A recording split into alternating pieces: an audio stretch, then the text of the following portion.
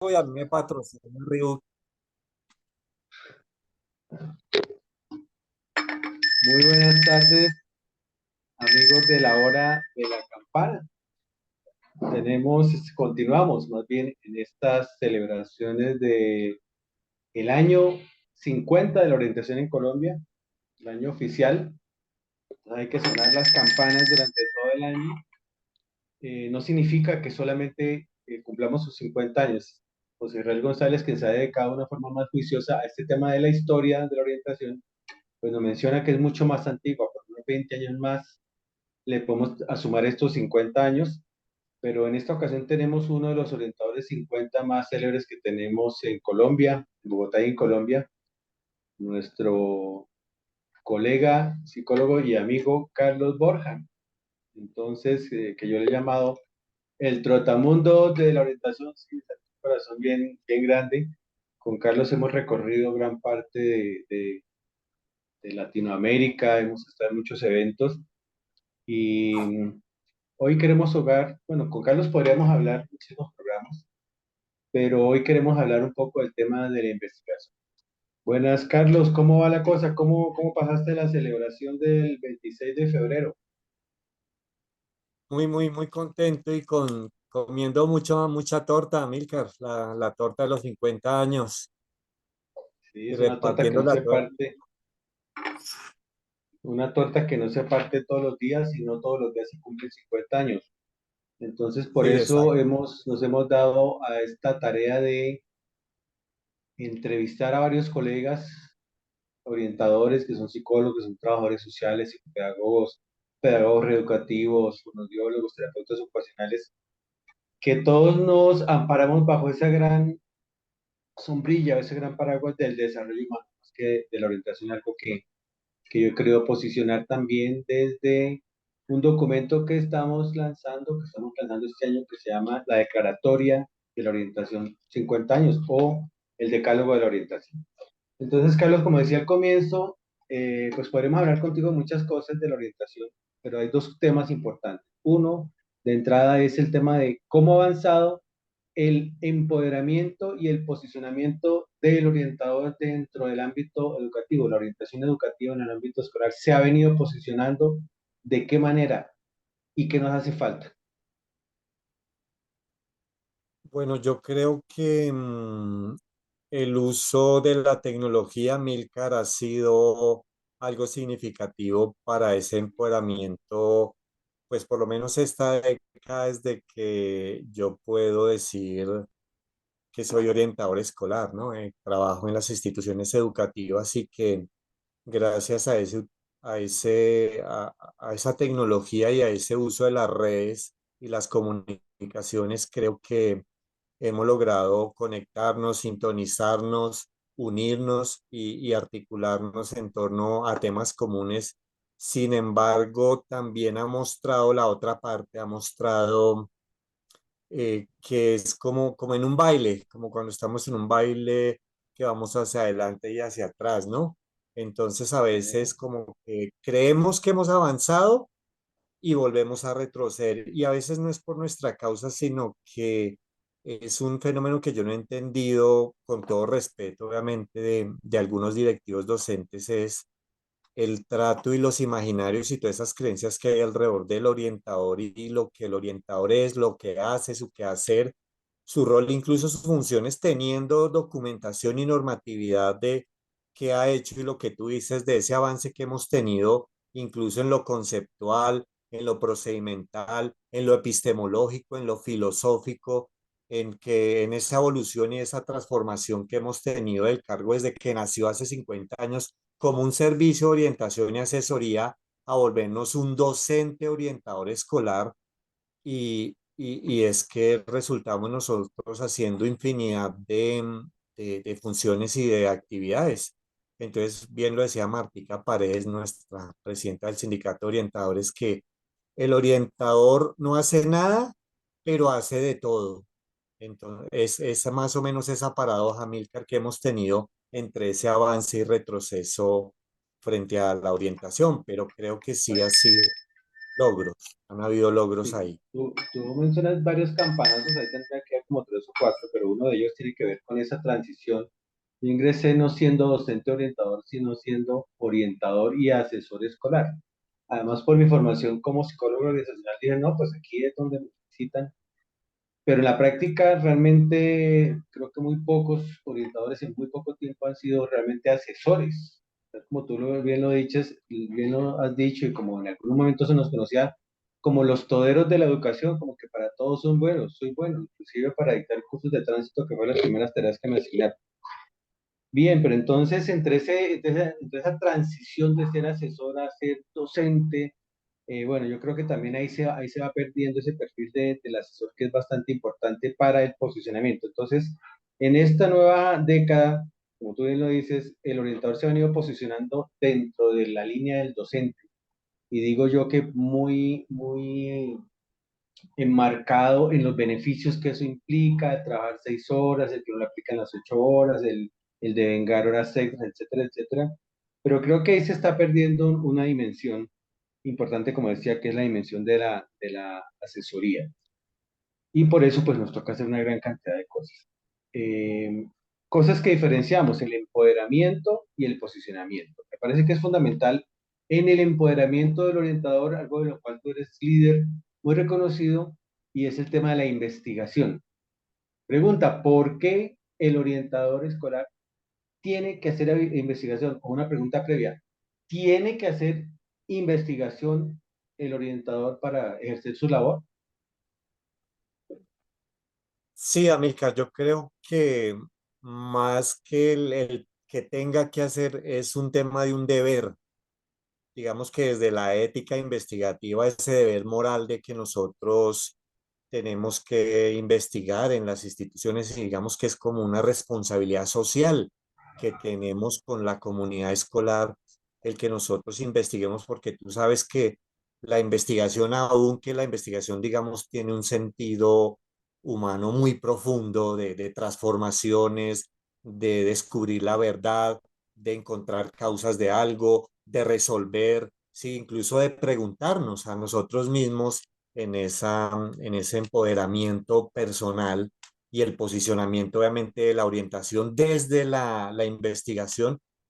Yo creo que estamos en deuda, Milcar, con la investigación, porque creo que nosotros estamos en un contexto muy propicio para hacer investigación. Digamos que tenemos unos privilegios ahí, a diferencia de otros profesionales en otros campos, y de nosotros como psicólogos nos muestra una gama muy amplia de situaciones, de fenómenos, de, em, de cosas que pasan, ¿sí? De actividades entre seres humanos, y en el mismo esa microsociedad de la escuela, creo que nos muestra muchas cosas que nosotros podemos estar preguntándonos, están como observando, estar haciendo un trabajo de sistematización, de escritural, eh, de, de, de, de de participación, una observación participante, desde obviamente muchas metodologías psicosociales para mirar muchas cosas que ocurren en la escuela, que pueden explicar tantas problemáticas que ahora estamos viviendo y que incluso a nosotros nos afectan en nuestro quehacer profesional y ese desgaste profesional que tenemos en las escuelas.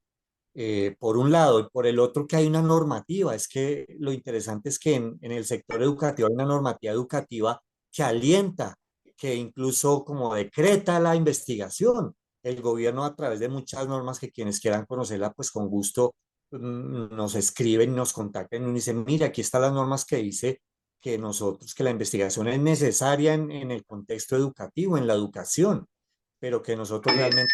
Hay un campanazo ahí súper Sí, claro, Carlos, y quiero resaltar. La investigación es un deber, como un deber profesional, un deber ético, pero la investigación en principio, la gente puede malentenderlo, como que no investigamos para publicar, ¿no? Es que no investigamos para publicar, la publicación es el resultado de todo un proceso en el que estamos buscando, en el que estamos indagando, estamos buscando respuestas para esos fenómenos humanos de los cuales está hablando Carlos, y es una investigación en acción. Somos también, como dice bien Carlos, bien lo dice, privilegiados al estar inmersos dentro de la comunidad a la que pertenecemos y a la cual investigamos en la acción, una investigación en acción. no siempre participativa, no siempre participante, porque no siempre la comunidad está como muy involucrada en este tema de formular objetivos, metodologías, etcétera. Pero sí es bien importante que entendamos la investigación como un elemento clave para el empoderamiento del orientador. Yo menciono un ejemplo muy puntual y es el tema de caracterizar la población, saber cosas muy específicas, muy concretas. Por ejemplo, el porcentaje de familias en relaciones separadas. Eso puede ser un dato relevante. El porcentaje de padres que trabajan o no trabajan. Esa información, ¿para qué nos sirve, Carlos? Tener esa información, que yo sé que tú tienes investigaciones muy detalladas respecto. ¿Para qué nos sirve esa información? ¿Por qué es tan importante caracterizar la comunidad educativa?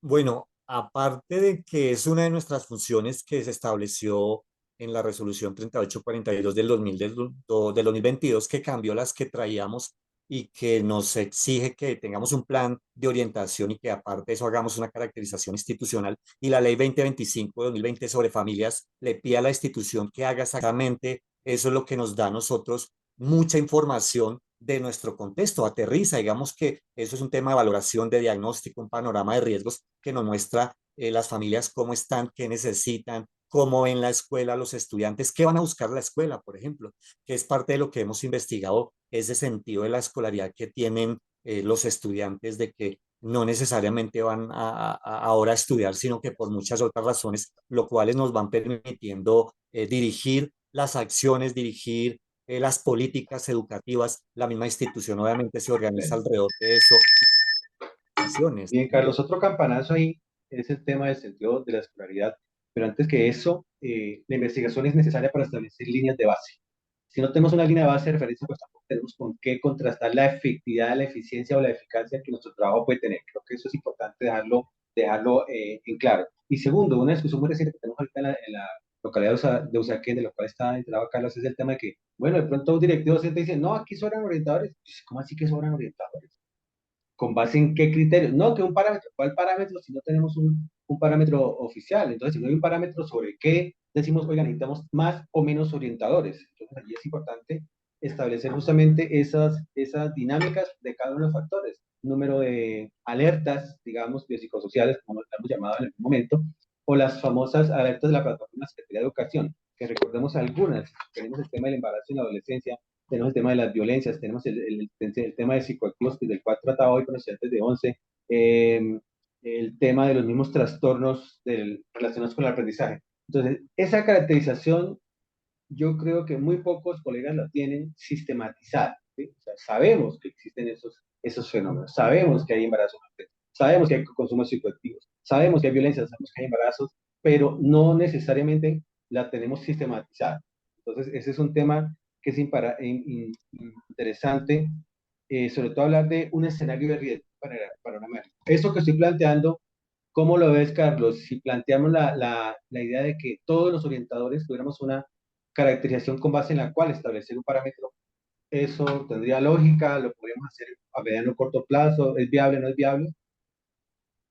Bastante, Amílcar, y como hablábamos de ese deber de investigar, creo que también nosotros, en esa unicidad que hemos logrado y en esa sintonía, yo creo que es muy importante no solamente hacerlo en la institución, sino imagínate tú una caracterización de, por ejemplo, de todo Bogotá, eso realmente sería, o sea, un proceso transformador y de información tan rico que pensando en el cambio de nuestra sociedad y la evolución, yo creo que al gobierno local y al gobierno nacional y a muchas entidades, incluso a universidades y académicos, esto sería maravilloso porque mostraría realmente más o menos como un censo, digamos, poblacional de Bogotá y cómo estamos ahora, pensando en lo que tú decías de que en Bogotá, que lo hablamos hace unos días, el tema de por qué disminuyeron los números de estudiantes en las instituciones. ¿Qué está pasando? Que la Secretaría tuviste que publicó algo de tratando de explicar por qué no hay estudiantes en todas las instituciones en Bogotá, que es un fenómeno interesante para la Secretaría, que es que están haciendo menos estudiantes, ya no quieren ir a la escuela, se van para un colegio privado. ¿Qué es lo que está pasando para que eso también afecte incluso a los docentes de aula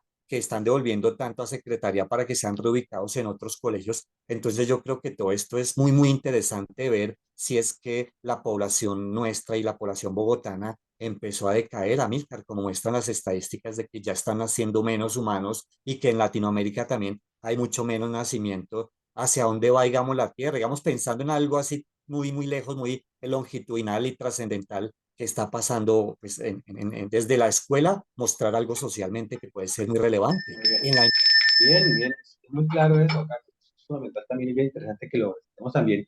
Y es el hecho de que muchas entidades, instituciones, no sé, investigadores hablan de una tendencia decreciente del número de habitantes en el planeta. Ni siquiera solamente es una cuestión, un fenómeno local, ni siquiera en China, después de tanto tiempo de reactivar el tema de que se suspendió la política del hijo único, resulta que ahora la gente ya no quiere tener hijos.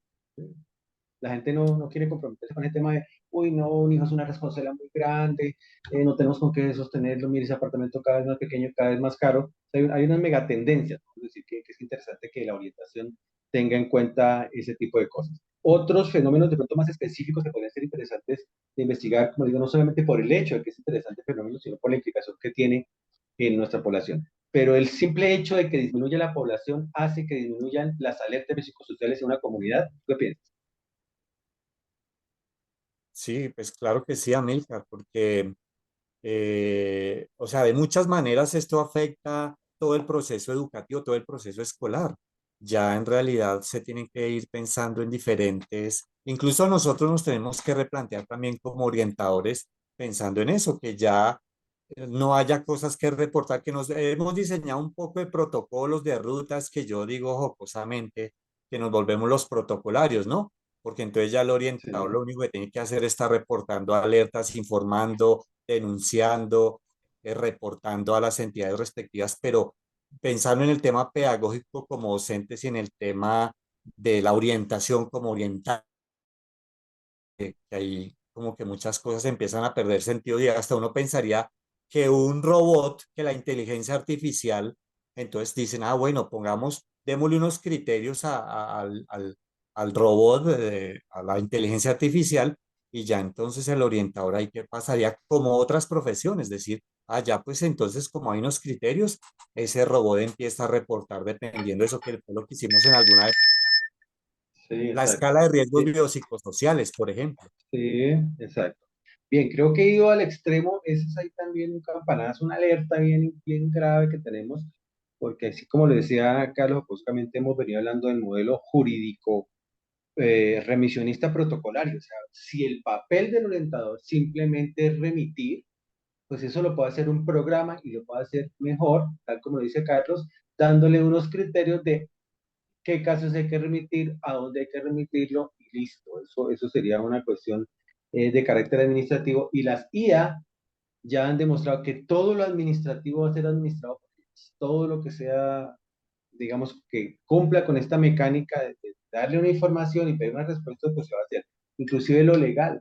Ya se demostró que una inteligencia artificial puede obtener fácilmente un título de abogado en Harvard o en cualquier universidad del mundo, porque se trata de acumular una información, convertir esa información en criterios y que esos criterios operen de manera automática de acuerdo al caso que ya está estandarizado. Entonces yo creo que por ahí no es. Tú has mencionado también antes un tema muy interesante, es que son las acciones humanas. Bien, entonces aquí confluimos en el tema de que hemos planteado cuatro grandes líneas de acción de la orientación. Uno es este, del que hemos venido hablando, la investigación. La investigación es un factor sine qua non, o sea, sin investigación realmente no vamos a hacer una verdadera orientación, lo que hacemos es una mecánica de revisión. Dos, el tema que hemos llamado orientación para la vida académica, lo que hablará Carlos, el sentido de la escolaridad, como para qué la escuela, para qué estudiar tanto si finalmente vendiendo papas de pronto me va mejor que siendo profesional. Otro capítulo, tres sería orientación para la vida en comunidad, un tema en donde cabe pareja, donde cabe familia, donde cabe inclusive emprendimiento, productividad, ¿sí? Y la orientación para la vida interpersonal e intrapersonal. Carlos, esas categorías que se han venido construyendo con base en la investigación también que hemos realizado durante muchos años y preguntándole a muchos orientadores, inclusive de diferentes países de Latinoamérica, es aplicable para nuestros planes operativos porque finalmente como que aterricemos de tanta disertación teórica a la práctica. Esas líneas cabrían en lo que tú planteas en un plan operativo de orientación, Sí, en un POA. sí, aplicar porque lo que tú dices, pensando como en un modelo ecológico, ¿no? O el tema de campos o o desde la Sí, psicología social, que está el individuo y nosotros somos individuos. Nosotros estamos sí, inmersos en una comunidad y una sociedad y en un territorio, entonces obviamente ya hay un tema comunitario y de eso lo macro social es la sociedad.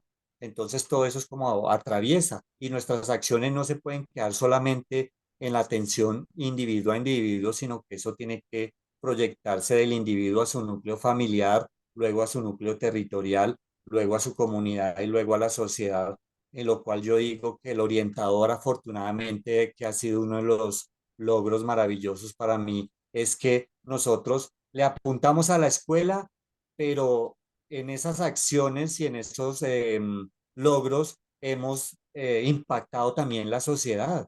Poquito a poquito ahí transformamos, digamos, la comunidad de la escuela, pero asimismo eso se va sumando y va transformando toda la sociedad, lo cual pienso que es, pensando en la inteligencia artificial, algo que es parte del humano, ese sentido humanizador de la escuela y que el cambio social, o sea que ha sido algo muy positivo para nosotros los orientadores y aprovechando que esas cuatro líneas podrían ser las mismas líneas de investigación que nosotros los que investigamos hemos articulado en un grupo de orientadores investigadores que incluso está avalado por MinCiencias, Amílcar, para quienes les gusta y sí. quieran vincularse, ahí está ese grupo de investigación. Bien, muy válida y pertinente esa invitación. O sea, lastimosamente seguimos siendo un grupo muy minúsculo, muy elitista de los orientadores que nos hemos dedicado a la investigación, porque hemos entendido que es una necesidad, no es una, pero no es un privilegio, es casi que una obligación, podríamos decirlo así, ya lo hemos dicho, un deber ético de hacer una investigación seria, una investigación sistematizada, por lo menos de las características de nuestra comunidad educativa y de hecho de otra cantidad de fenómenos. Y bien, y estas son las mismas líneas que estamos sugiriendo, recomendando para un plan operativo. Sumado a esto, a toda la línea organizacional, hay cosas que tenemos que organizar que, bueno, son un trabajo extra que tiene que ver con lo que hemos mencionado en el documento que escribimos en algún momento, del rol y sentido de la orientación, que tiene que ver con lo intersectorial, lo interinstitucional. Vamos concluyendo un poco en ese tema de cómo crear equipos interdisciplinarios en orientación, porque lo he dicho varias veces, también el hecho de tener sentado un psicólogo aquí, un trabajador social acá, un psicopedagogo acá, un terapeuta ocupacional acá, un sociólogo, no constituye de hecho una interdisciplina. Shirley Osorio ha venido sosteniendo un poco ese modelo de lo multidisciplinario que a mí me parece eh, que desborda un poco la realidad, que no es tan aplicable en el sentido de que, bueno, no se trata de sentar más gente a la mesa, se trata de tener un paradigma de referencia que yo propuso que es el desarrollo humano. No vamos a hablar del problema de la psicología y la psicopedagogía y la disciplina, lo intradisciplinario, ni siquiera lo interdisciplinario, sino, bueno, un paradigma, como decía yo al comienzo, un paradigma sombrilla que nos cura a todos. Entonces, eso, lo interdisciplinario, lo multidisciplinario, entrando ya un poco en el tema de la epistemología de la orientación, ¿cuál ves tú que es nuestro futuro de estos 10 años que le espera la orientación? ¿Por qué camino cogemos? ¿Por lo interdisciplinario, lo supradisciplinar? Bueno, es una discusión, es apenas una abrebocas de una discusión bastante larga. Sí, sí, Amílcar, y es muy interesante porque obviamente esa respuesta estamos nosotros tratando de construirla desde ahorita. Digamos que esta década que celebramos y estos 50 años que celebramos para comenzar otra década más y otros 50 años más, creo que la orientación tiene que comenzar a pensar en ese tema de los paradigmas, lo que tú dices, que nosotros, digamos, tengamos una mirada y nos enmarquemos en la educación, en lo pedagógico, ¿sí? En todo lo que tiene que ver con el aprendizaje integralizador y todo lo que hace que los humanos desde su corta edad, digamos, desde lo que hice en primera infancia o preescolar hasta cuando ya están en su adolescencia plena, desde una perspectiva de desarrollo, creo que nosotros podríamos, por ejemplo, comenzar a hablar ahí, Amílcar, y si vamos a hablar de lo interdisciplinar, lo supradisciplinar o lo interdisciplinar, etcétera, etcétera, que es algo muy complejo, ¿no? De decir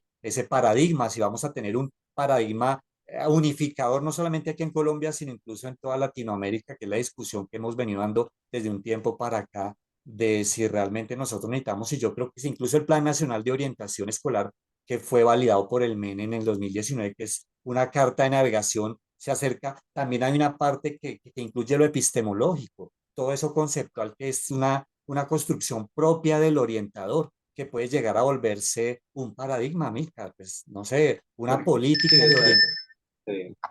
Bien, ahí, como decíamos, no pretendemos darle solución a esta temática, pero sí hacer una invitación. Yo estoy insistiendo en eso. Si somos un grupo reducido de gente que investiga orientación, mucho más reducido cuando hablamos de la epistemología de orientación, porque hay muchos que dicen, no, es que yo eso sí no quiero meterle el diente a ese tema, eso no, como que no, quedémonos así como estamos. Y sí me preocupa en el sentido del largo plazo, ¿sí? Estamos pensando ya en los próximos 50 años. Y si seguimos en este tema bueno, yo ingresé en el 94 cuando empezaba esa discusión de la interdisciplina y por eso digo, se suponía que por sentar a cuatro profesionales de diferentes disciplinas en la misma mesa o a la misma mesa, ya teníamos una interdisciplina. Entonces le preguntaban a uno qué hacer, el psicólogo decía yo hago tal cosa, usted hace tal cosa, y nunca llegamos a acuerdos porque cada cual defiende su propia posición disciplinar y ve el fenómeno de la misma manera. Por eso también se plantea que si no tenemos un objeto de estudio común, y aquí en la declaratoria planteamos, la declaratoria que siempre está al pie de página de estos videos, planteamos que el objeto de estudio de la orientación es la vida humana, el proceso de la vida y las transiciones que se dan en la cosa. Recordemos también tristemente la psicopedagogía para desaparecer la universidad pedagógica, entre otras cosas, y de buena fuente lo sé, porque no llegaron a ponerse de acuerdo sobre el objeto de estudio de la psicopedagogía. Entonces, como no se pusieron de acuerdo, dicen, acabemos con esto, fundemos algo diferente que se llame la pedagogía, chao, nos despedimos del todo de la psicopedagogía, gran pérdida, sigo yo diciendo, gran pérdida para Colombia, para Bogotá, para el país y para Latinoamérica, perder una facultad tan importante. Entonces, bueno, Carlos, se nos va a acabar 10 años.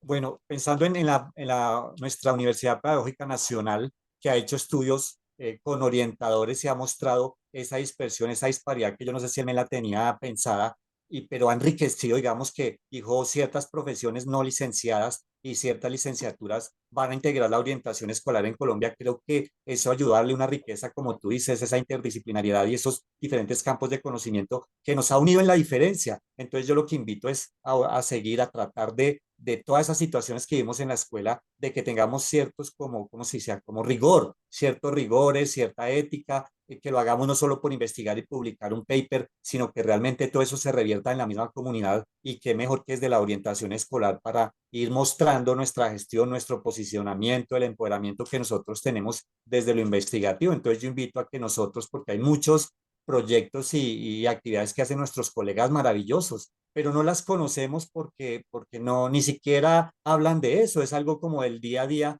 pero que si nosotros nos pusiéramos en la tarea, yo creo que tendríamos, mejor dicho, un cúmulo de conocimientos muy, muy bueno, Amílcar. Esa es la invitación a que los mostremos, los visibilicemos, sí, los presentemos en congresos, en encuentros académicos como los que hacemos nosotros año a año desde la orientación, en vez de estar invitando a hablar de cosas que no tienen que ver con la orientación, qué mejor que los nuevos colegas muestren toda esa riqueza en esas actividades investigativas y cognitivas que tenemos propias. Amílcar, esa es la invitación, que creo que es lo que también nos ha faltado a nosotros.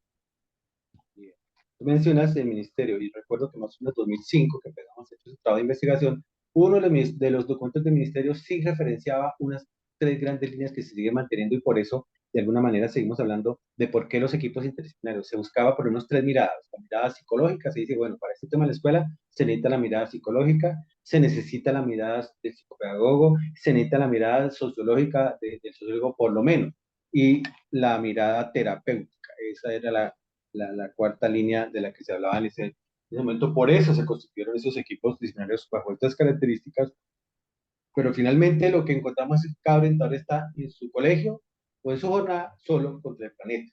¿Sí? O sea que eso de lo interdisciplinario queda en el papel y muy poco tiene que ver con la realidad.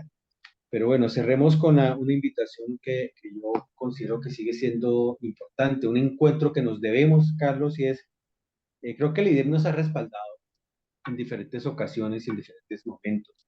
Yo creo que esto amerita mínimo, este año amerita mínimo una reunión sobre ese tema de lo epistemológico, porque creo que se han hecho demasiados congresos sobre lo procedimental, sobre lo protocolario, que para dónde remito este caso, qué hago con esta papa caliente, que con qué formato, que de dónde lo pongo, que por dónde lo envío, que con quién hablo. Eso es necesario, pero pues de eso yo creo que ya se ha hablado bastante durante 10 años. Poco se ha hablado de la epistemología. Entonces me gustaría inclusive de este video invitar a la colega Shirley Osorio y a otros colegas que le han aportado, que sí le han metido el diente en la discusión, que sí han escrito, que sí se han desgastado con esta, a colocar su exposición. Y algo que también me preocupa es el tema de que nos hemos fragmentado mucho. Tenemos ahora por lo menos tres, cuatro sindicatos, la Comisión de Docentes Orientadores de la ADE, que ayer estuvimos allí en una reunión, a los orientadores que también ha hecho un trabajo importante, sobre todo a nivel nacional, el colegiado de orientadores Albayanira Plaza, gente que está en sintonía, inclusive Inés Pardo ahorita está desde el Sí. de las Oh, centrales de trabajo haciendo otro trabajo, pero creo que eso nos amerita sentarnos a la mesa y decir, bueno, ¿qué es lo que necesita la orientación? Una perspectiva de este año, sobre todo este año del famoso cincuentenario, que no podemos dejar pasar por alto.